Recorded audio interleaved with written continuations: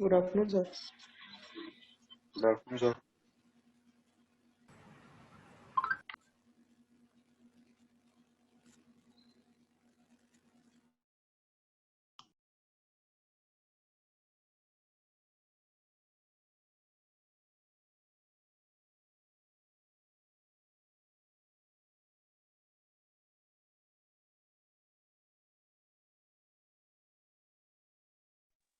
Good morning, sir.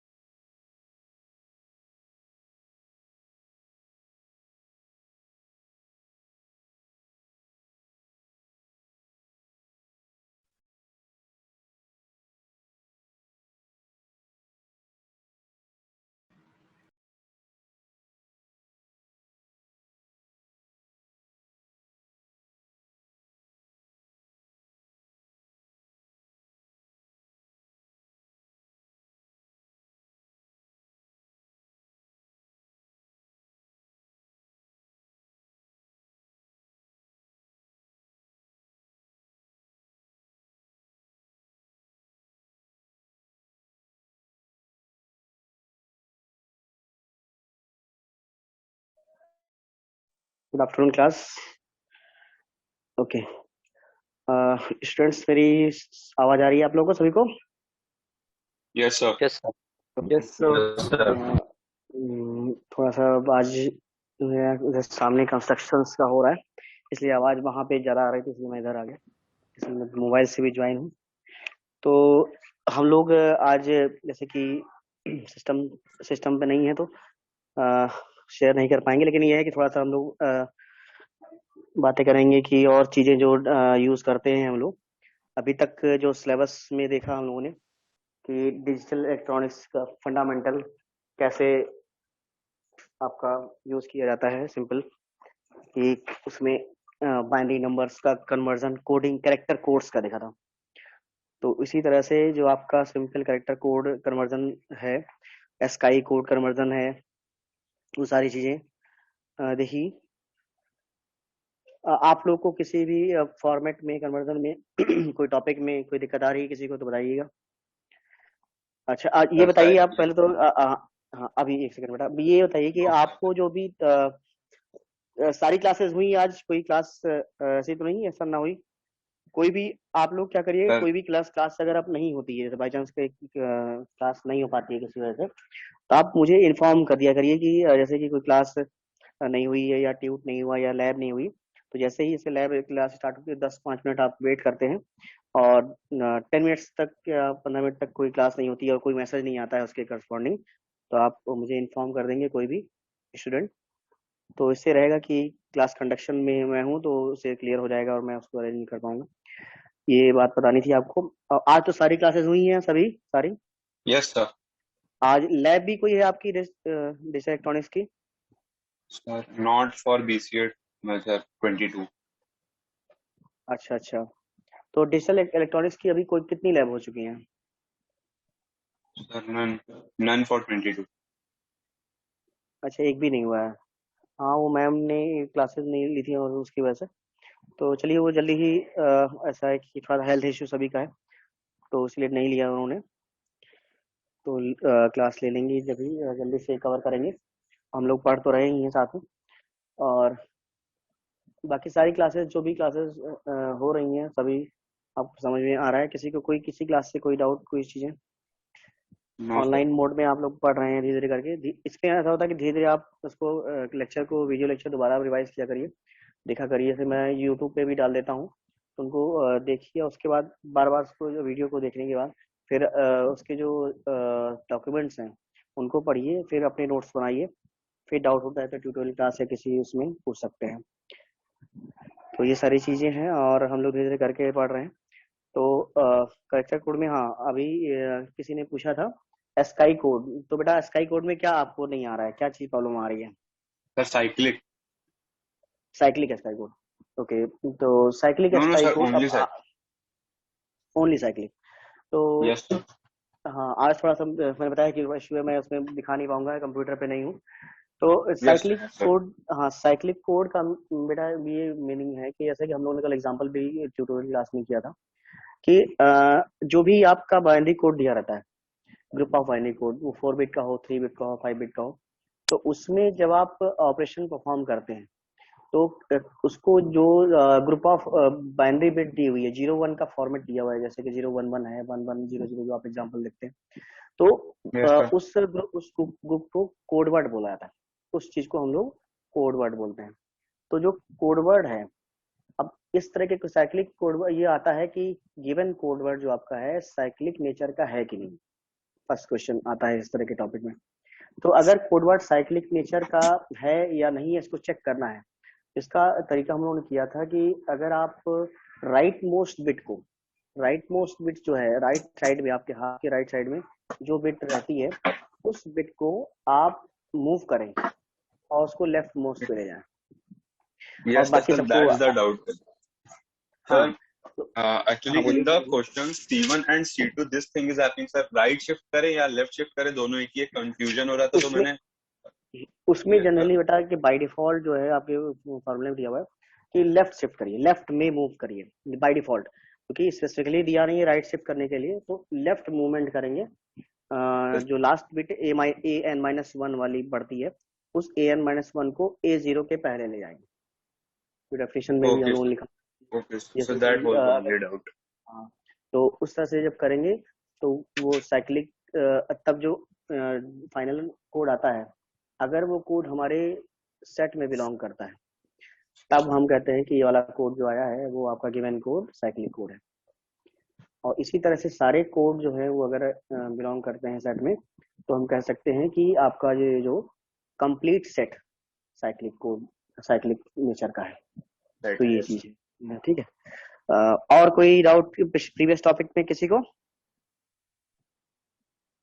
Numerical उसके करिएगा, आ जाएगा, कोई दिक्कत नहीं है। Sir, uh, हाँ, sir, uh, the linear codes as well as the error detection codes and cyclic codes are all same.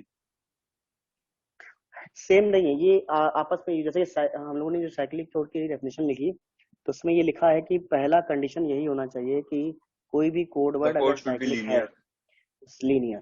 जैसे कि हम लोग जो भी मूवमेंट कर रहे हैं, जो भी हम लोग शिफ्ट कर रहे हैं, तो शिफ्ट करते हैं तो बाकी नंबरों को सीक्वेंशियल ऑर्डर में आगे फॉरवर्ड करते हैं, एक एक करके, जंप नहीं करते हैं। Yes. तो ये चीज जरूरी है, उसमें कहा गया है कि first the code is linear nature होना चाहिए, सीक्वेंशियल ऑर्डर होना चाहिए। और दूसरी चीज जो आपने शिफ्ट करने के बाद जो चेक करते हैं वो, तो लीनियर नेचर ये उसका So, प्री रिक्विजिट कह सकते हैं, प्री रिक्विजिट है इसका। sir, so और how will we hmm, check the whether the code is linear or not? Because in the Q sheet there is a question regarding it, whether the set is linear or not. Okay, okay. तो linear code को अगर आपको check करना है, तो ये होता है कि अगर आप जैसे कि sequential order one by one movement कर रहे हैं, तो वन बाय वन मूवमेंट करते हैं तो हम जैसे कि हमारा जो लास्ट में सेम कोड आ जाता है। तो ये चीज बार बार रिपीटेशन ऑफ स्टेप करने पे, मूवमेंट करने पे, फॉरवर्ड करने पे हमें सेम अगर सीक्वेंस मिल रहा है, तो हमारा वो लीनियर कोड आता है सीक्वेंशियल ऑर्डर में। तो लीनियर नेचर ये होता है कि जब हम एक एक करके शिफ्ट करें, एक एक करके मूव करें फॉरवर्ड बिट्स को, तो बिट्स एक अगर सिंगल बिट एक बार में मूव करेंगे, तो इस तरह से नंबर ऑफ बिट्स जब हम मूव करेंगे on the basis of given bit set, 4 bit या 3 बिट, तो उतने टाइम मूव करने के बाद हमें गिवन ओरिजिनल नंबर मिल जाता है। तो ये नेचर तभी है जब सीक्वेंशियल ऑर्डर, जैसे कि क्यू में होता है ना, क्यू में अगर एक एक पर्सन को आप मूव करिए तो लास्ट में जो पहला पर्सन था वो फिर से फर्स्ट पे आ जाता है। ठीक है, इसी तरह से बिट्स जो होती हैं वो मूव करने पे फिर से उसी ओरिजिनल पोजीशन पे आ जाती है। तो ये इस तरह का जब होता है तो वो लीनियर नेचर का होता है, और अगर लीनियर नेचर नहीं होगा तो ऐसा नहीं आ पाएगा, वो उसमें सीक्वेंस नहीं आ पाएगा। ये चीज है, ठीक है। And so हाँ, these explain error detecting codes also. हाँ, एरर डिटेक्टिंग कोड का अब मुझे बताना था, मैं कल बताऊंगा कि उसमें जनरली जो मैसेज होता है नेटवर्क में हम लोग यूज करते हैं कि जो भी मैसेज आप पास करते हैं एक सोर्स से डेस्टिनेशन तक, तो मैसेज जो होता है वो कई सारे बिट्स को कंटेन किया जाता है, 0 1 को कंटेन किया जाता है। तो उस मैसेज में अगर रिसीवर एंड पे ओरिजिनल मैसेज ना रिसीव हो, ओरिजिनल मैसेज ना रिसीव हो, वहां पे कुछ चेंजेस आए, जैसे सपोज करिए आपने किसी को भेजा बाइनरी में 11011 भेजा और उसको मिल गया 11010 मिल गया, तो ओरिजिनलिटी नहीं रह गई। तो ये चीज जो है कि जब ओरिजिनल मैसेज रिसीवर तक नहीं पहुंच पाता है तो इसको एरर बोलते हैं।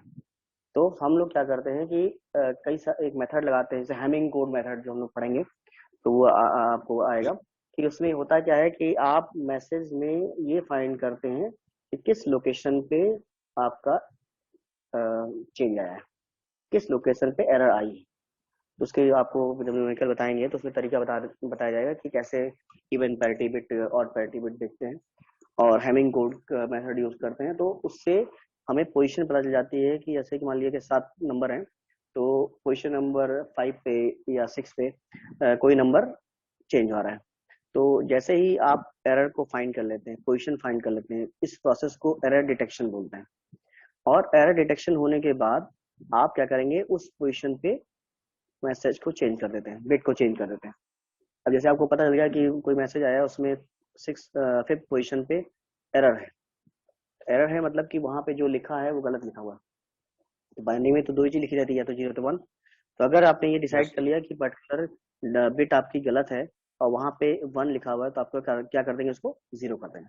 तो जैसे ही उसको चेंज करेंगे, एरर करेक्शन करेंगे, तो आपका मैसेज वो ओरिजिनल मैसेज हो जाएगा। तो एरर करेक्शन डिटेक्शन जो प्रोसीजर है वो अप्लाई किया जाता है मैसेज में एरर फाइंड करने के लिए, पोजीशन फाइंड करने के लिए। और पोजीशन फाइंड करने के बाद हम उसमें बिट को चेंज कर देते हैं, तो हमारा ओरिजिनल मैसेज मिल जाता है। अब कैसे फाइंड किया जाता है, तो उसके मेथड्स होते हैं। तो मेथड हम लोग के कोर्स में हैमिंग कोड दिया हुआ है, आप थोड़ा सा नोटबुक में पढ़िएगा, तो मैं ऐसे बताऊंगा नेक्स्ट लेक्चर में, क्योंकि उसमें मुझे उसको लिख के बताना पड़ेगा एग्जाम्पल में। तो उसमें बस ये समझ जाइए कि जो भी मैसेज आएगा तो उस एग्जाम्पल के थ्रू आपको बताया जाएगा कि 7 बिट का जैसे मान लिया मेथड मैसेज है, तो उसमें आप पोजिशनिंग पावर पोजिशन लिखेंगे और फिर आपको ये पता चलेगा कि किस लोकेशन पे एरर आई है। मान लिया कि 5th लोकेशन पे आई है, तो 5th लोकेशन एरर डिटेक्शन हो गया। अब वहां पे क्या करेंगे, हम उसको चेंज कर देंगे। तो वहां पे मान लिया 0 लिखा है तो आप उसको 1 कर देंगे, तो ये आपका करेक्ट मैसेज हो गया।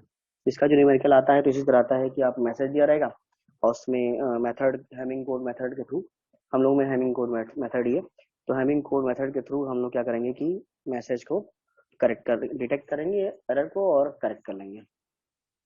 तो नेक्स्ट में मुझे वो मैं उसको बता दूंगा कैसे होगा, आप उसको पढ़ भी सकते हैं, नेट पे दिया भी हुआ है Hamming code method for error correction and detection. चलिए, और कुछ कोई और लोग भी सर पूछिए। वन हाँ लास्ट बोलिए। हम्म। sir, the notes you have provided in the classroom, there it is written that cyclic code are basically used for error correction, hmm. and that you should there was a question 4, advantages and disadvantages of cyclic codes. हाँ तो Sir, there ठीक है ठीक है। हाँ हाँ बोलिए। sir there in the on net Google, there it was given that the disadvantage is that correction can't be done like normally, it's more complicated. Hmm. So it's a हाँ disadvantage that correction can't be done with cyclic codes very efficiently.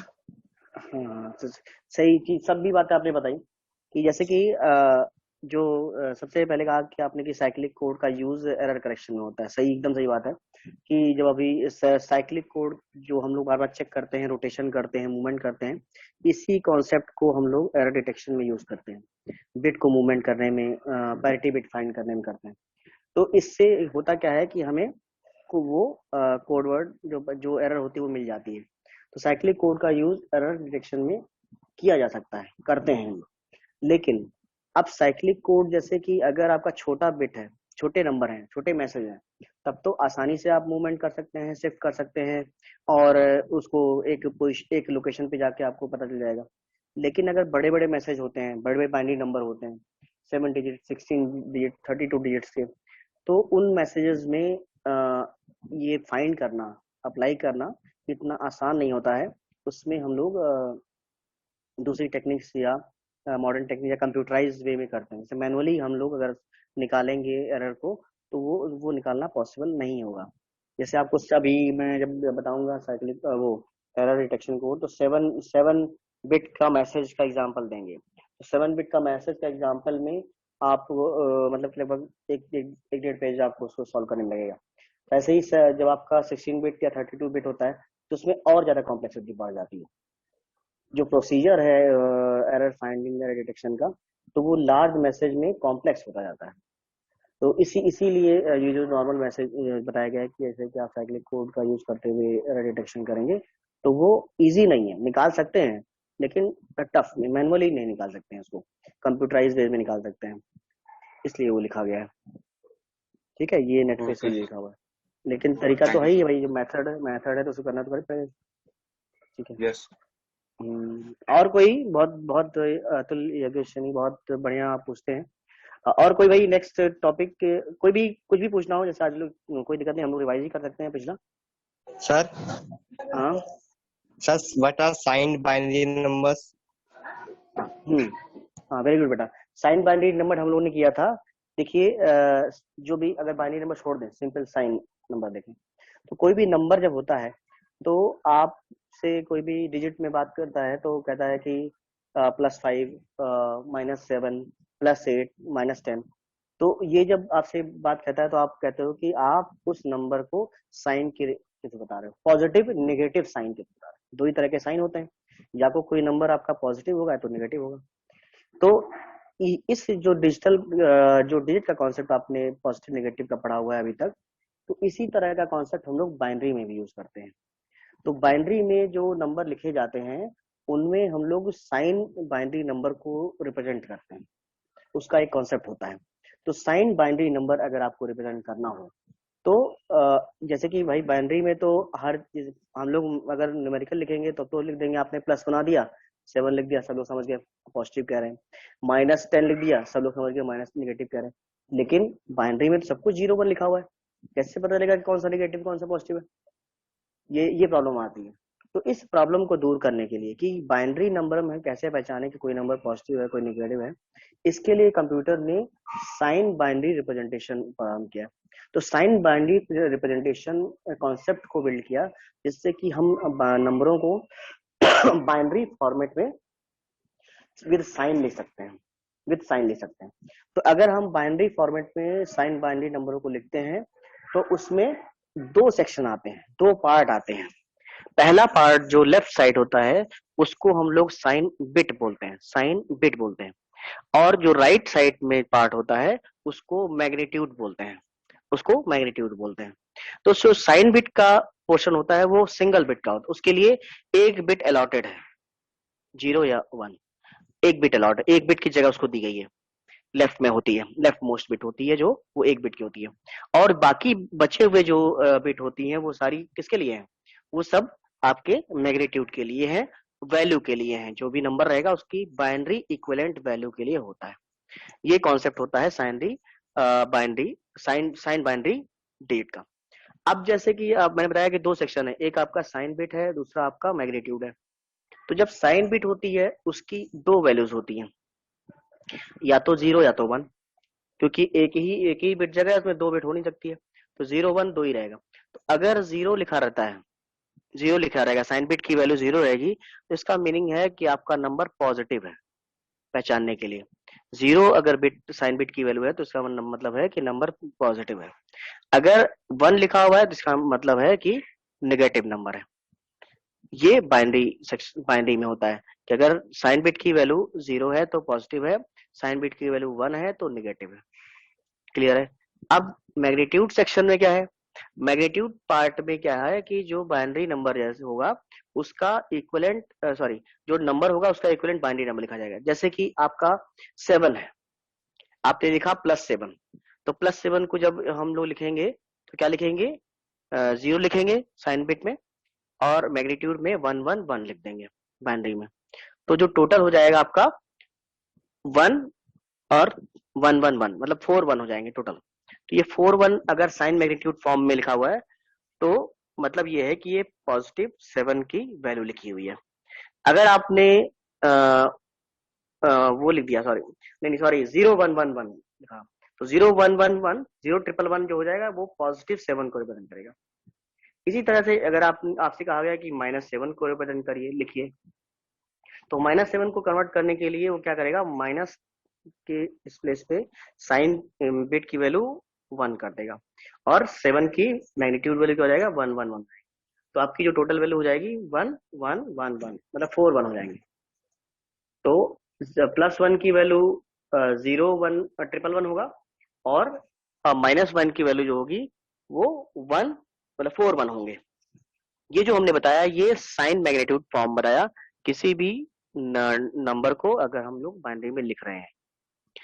अब एक और तरीका होता है लिखने का, एक तरीका होता है कि कॉम्प्लीमेंट फॉर्म। अभी मैंने साइन मैग्नीट्यूड फॉर्म बताया, अब कॉम्प्लीमेंट फॉर्म में भी लिखा जा सकता है बाइनरी नंबरों को, साइन बाइनरी नंबर को।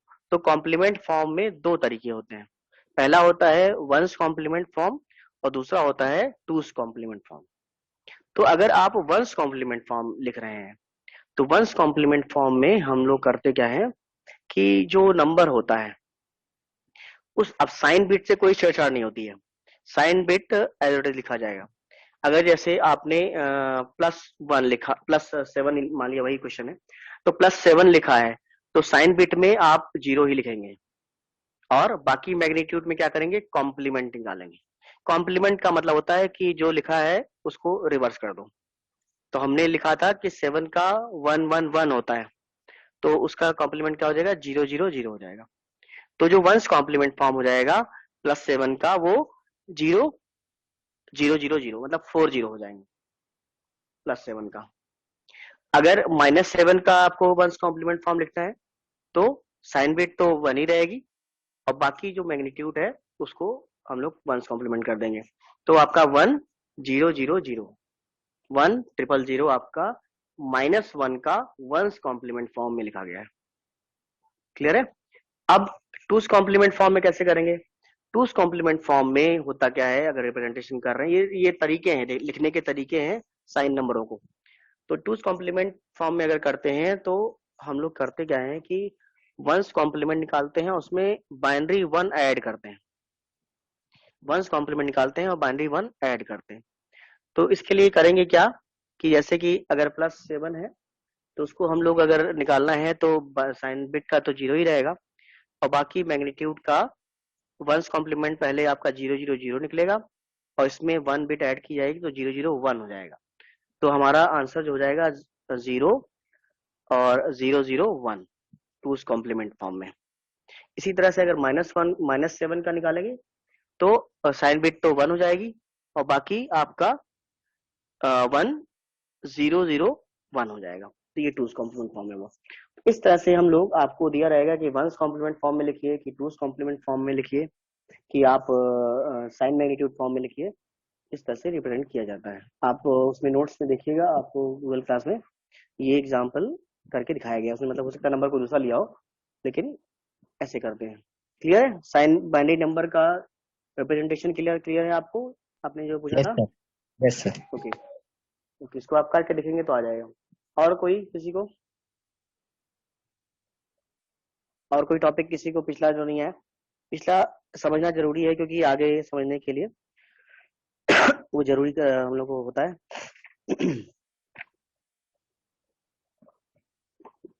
चलिए ठीक है, फिर हम लोग थोड़ा सा और कुछ टॉपिक्स देखते हैं, थ्योरेटिकल टॉपिक ही देख लेते हैं जो हम लोग को समझ में आ जाए। हाँ, कोई कुछ Excuse me, sir. कहना चाह रहा है? हाँ बोलिए। Yes, sir. Suryan Shukla, 48. हाँ Sir, बोलिए। how many questions we have to do in the tute sheet out of the 20?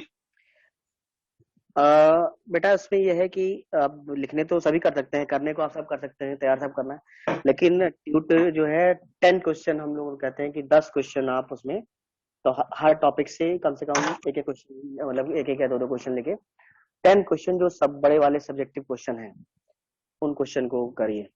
And ठीक है? तो मतलब sir, हाँ yes, sir, please आप explain बोलिए। weighted as well as non-weighted numbers. The okay code. तो हाँ, वेटेड नंबर और नॉन वेटेड नंबर जो होते हैं, जैसे कि हम लोगों ने वेटेड नंबर जब हम लोग किसी की पावर रिप्रेजेंटेशन करते हैं, मतलब कि किसी भी बाइनरी बिट को अगर उसके वेटेज के अकॉर्डिंग हम लोग उसको रिप्रेजेंट करते हैं, जैसे कि 2 की पावर 0, 2 की पावर 1, 2 की पावर 3, पावर रिप्रेजेंटेशन एक वेटेज वाला मतलब कि कॉन्सेप्ट है। इसी तरह से हम जैसे कि decimal places, unit places, decimal places और 100 प्लेस वाला जो करते हैं, ये भी एक वेटेज। जब आप किसी भी नंबर को उसकी पोजीशन के अकॉर्डिंग वेट डिसाइड करते हैं, जैसे कि डेसिमल में होता है ना कि यूनिट प्लेस होता है, 10 प्लेस होता है, 100 प्लेस होता है, 1000 प्लेस होता है, उसकी पोजीशन के अकॉर्डिंग उसकी Yes. वैल्यू चेंज होती जाती है, तो वो आपका वेटेड प्लेस है। और इसी तरह से आपका बाइनरी में है, जब आपका उसको मल्टीप्लाई करते हैं 1 की पावर 2, 1 into 2 की पावर 0, उसके बाद फिर 0 into 1, मतलब कि जैसे उसको मल्टीप्लाई करते हैं 2 की पावर में, तो ये भी वेटेड का एग्जाम्पल है। अब नॉन वेटेड में क्या होगा कि जैसे कि उसमें किसी पर्टिकुलर वैल्यू से किसी बेस से मल्टीप्लाई ना हो, जैसे कि कोई एस्काई नंबर होता है, तो एस्काई नंबर आप सीधे उसका वैल्यू निकालते हैं और उसको रिप्रेजेंट कर देते हैं। जैसे कि आपका 65 है, तो 65 को बाइनरी में कन्वर्ट किया तो कुछ वैल्यू आएगी, और स्काई में लिखेंगे तो कैपिटल ए आ जाएगा। तो वो आपने केवल रिप्रेजेंटेशन कर लिया कि कैपिटल ए जो है वो आपका 65 यूनिकोड है, और उसका बाइनरी कुछ जो 10 का होगा, तो वहां पे वो नॉन वेटेड हो गया, मतलब कि केवल रिप्रेजेंटेशन किया, चेंज मतलब कि हमने कुछ वैल्यू नहीं निकाली है। और इधर जब बाइनरी डेसिमल में करते हैं, जब 2 की पावर में निकालते हैं, जब 8 की पावर में निकालते हैं, ऑक्टल में, हेक्साडेसिमल में 16 की पावर में निकालते हैं, तो ये सब आपके वेटेड वाले हो जाते हैं। जब हम किसी बेस के टर्म में वेट निकालते हैं तब वो वेटेड हो जाता है। क्लियर है ये चीज? Yes. अब जैसे कि इसमें Yes, sir. बीसीडी में होता है, तो बीसीडी में हम लोग वेट नहीं निकालते हैं। बीसीडी में हम लोग क्या करते हैं कि जैसे 255 लिखा हुआ है, तो आप 2 को अलग अलग लिख देते हैं बाइनरी इक्विवेलेंट, 5 को अलग लिखते हैं, 5 को अलग लिख देते हैं, तो आपने केवल बाइनरी इक्विवेलेंट लिख दिया, कन्वर्ट नहीं किया। लेकिन वहीं पे आप जब बाइनरी का डेसिमल निकालते हो तो आप उसको पर्टिकुलरली मल्टीप्लाई करते हैं कि इंटू 2 की पावर दिस प्लस 2 into 2 की पावर ऐसे करके मल्टीप्लाई करते हैं, बेस से मल्टीप्लाई करते हैं, तो वहां पे आप वेट निकाल रहे हो। क्लियर है? Yeah. तो ये चीज होती है। Yes, sir. This thing is in the PDF. हाँ Note हाँ that. हाँ, ओके। ये एक बहुत अच्छा क्वेश्चन है, ये आता है, आया हुआ इसमें। ओके। Thank you, sir. ठीक है, तो आगे हम लोग देखते हैं बुलियन। अब देखिए कि जैसे बुलियन अलजेब्रा पढ़ रहे हैं, तो बुलियन अब अलजेब्रा लगा नहीं रहे, तो बुलियन अलजेब्रा जो एक ऐसा टूल है जिसको हम लोग analysis design of the digital system के एनालिसिस और डिजाइन के लिए यूज किया जाता है। बुलियन अलजेब्रा के बारे में आप पढ़िएगा, उसमें ट्रू एंड फॉल्स के फॉर्मेट में लिखा जाता है, 0 and 1 के फॉर्मेट में लिखा जाता है। और बुलियन अलजेब्रा के कुछ हम लोग को लॉज पढ़ने पड़ेंगे जो हम लोगों ने बताए थे, क्योंकि उसको थोड़ा सा याद करना पड़ेगा। उसमें कई सारे लॉज थे उसमें, जैसे कि पहली बात तो बुलियन एक्सप्रेशन होता क्या है, एक्सप्रेशन का मतलब क्या है।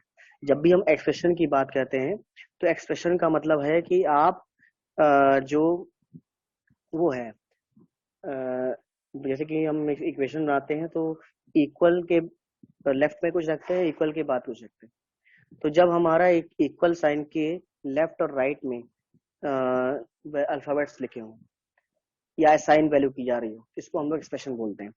और बुलियन एक्सप्रेशन क्या है कि it is a sequence of zeros, ones, literals, values, मतलब कि यहाँ पे ए बी सी अल्फाबेट हो सकता है, 1 0 हो सकता है, और सिंबल हो सकते हैं, जैसे कि और का सिंबल है, एंड का सिंबल है, और का प्लस होता है, एंड का इनटू होता है।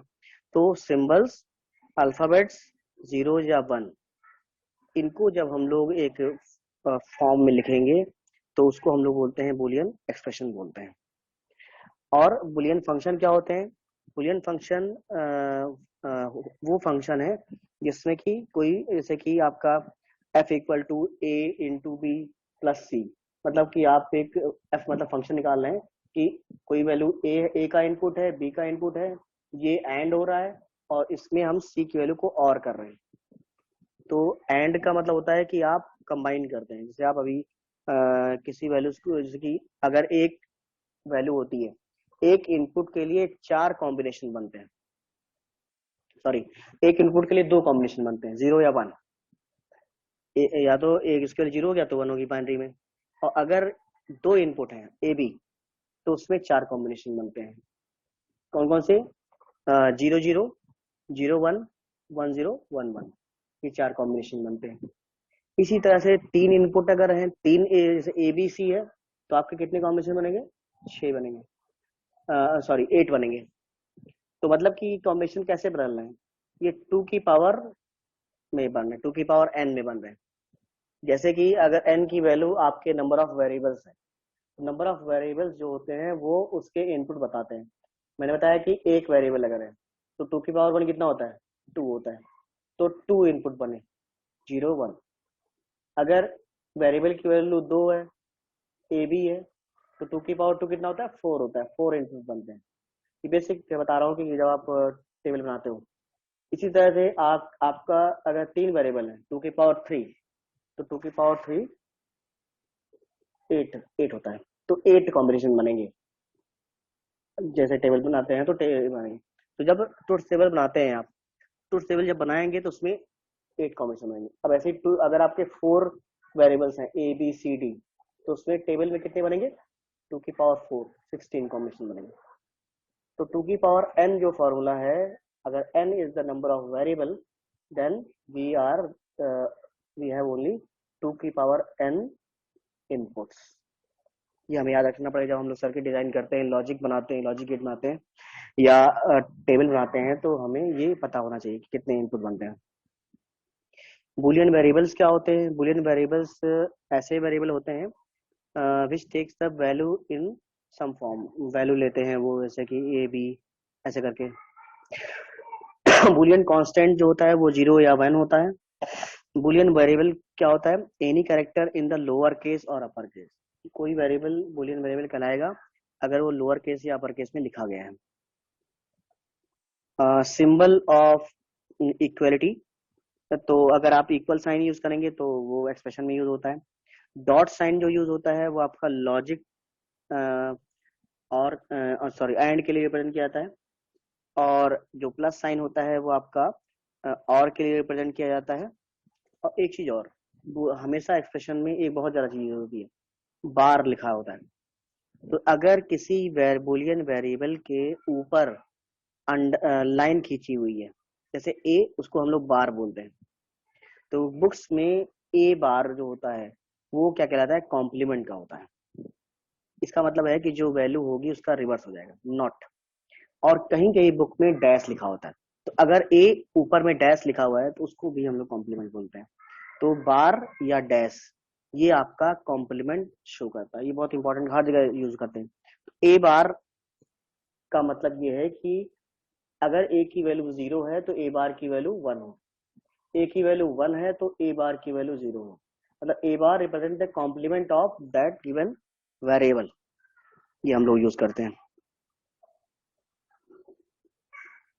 अब इसके साथ साथ 3 operation, basic operation, logic operation होते हैं, एंड और नॉट। एंड का मतलब होता है कि हम वैल्यूज को मल्टीप्लाई कर रहे हैं, डॉट सिंबल से प्रेजेंट करते हैं। और जब एंड होता है तो उसमें 1 इन, जैसे कि 0 into 0, 0 and 0 equal to 0, 1 into 0, 1 and 0 equal to 0, 0 and 1 equal to 0, and 1 and 1 equal to 1। कि अगर दोनों इनपुट आपके 1 होंगे तभी आपका एंड में आउटपुट 1 आता है।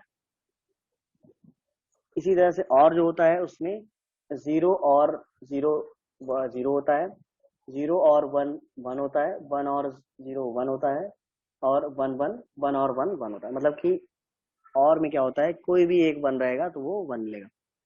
Basic operation.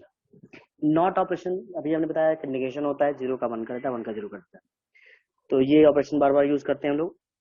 एक कॉन्सेप्ट आता है ट्रुथ टेबल क्या होता है। छोटे छोटे टॉपिक्स हैं जो कि हम लोग बता दे रहे हैं। ट्रुथ टेबल का मीनिंग है कि it is a mathematical table which describe output of a logical function, output of logical function in terms of its input and for all combination of different inputs। मतलब कि ऐसा table होता है जिसके अंदर इनपुट वेरिएबल लिखे जाते हैं और हम वो सारे कॉम्बिनेशन यूज करते हैं। सारे कॉम्बिनेशन अभी मैं बता रहा था, जैसे जितने वेरिएबल होंगे उतने combination. 1 variable 2 combination 0 and 1, 2 variable 4 combination 0 1 0 0 0 1 1 0 1 1। तो इस तरह से तो सारे कॉम्बिनेशन के लिखते हैं और उसके आउटपुट लिखते हैं। तो ट्रुथ टेबल बनाना आपको आना चाहिए सभी का। लॉजिक गेट्स के जैसे कि एंड और नॉट, ये बस बेसिक लॉजिक गेट्स हैं। एंड का सिंबल कैसे बनाते हैं, एंड का सिंबल है, और का सिंबल, ये सब आपको है। एक्सॉर का सिंबल होता है और गेट का। तो ये सब सिंबल हम लोग देखेंगे, इसको थोड़ा सा लॉजिक गेट पढ़िएगा और टेबल उसके देखिएगा। नैंड गेट क्या होता है, नॉर गेट क्या होता है, बुक्स में दिया हुआ है, आपके मैनुअल में दिया है। सिंबल तो हम लोग बना के देख पाएंगे यहाँ पे, जैसे देख नहीं पाएंगे। ओके, क्लास अगर क्लोज हो जाती है तो फिर से आप ज्वाइन रीज्वाइन हो जाइएगा।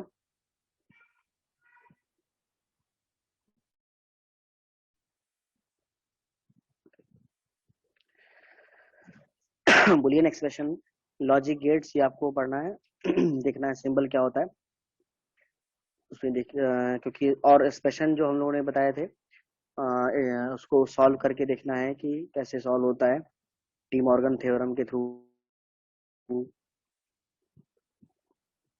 कैसे डी मॉर्गन थ्योरम होती है, जिसमें कि हम डी मॉर्गन थ्योरम में आपका क्या होता है कि आपका एक्स प्लस वाई, जैसे ए प्लस बी का bar equal to X bar into Y bar, X dot Y bar equal to X bar plus Y bar. Bar मतलब वही जो भी बताया था मैंने, नेगेशन। Yes sir. ये सारी चीजें आपको ये थोड़ा सा पढ़ना पड़ेगा, क्योंकि इतना डिटेल में तो हम लोग डिजिटल इलेक्ट्रॉनिक्स का इंट्रोडक्शन पार्ट है। और लेकिन एक्सप्रेशन आ सकता है, तो कुछ एक्सप्रेशन आप लगाएंगे करेंगे तो वो आ जाएगा थ्योरेटिकल पोर्शन, इक्वेशंस जब करेंगे।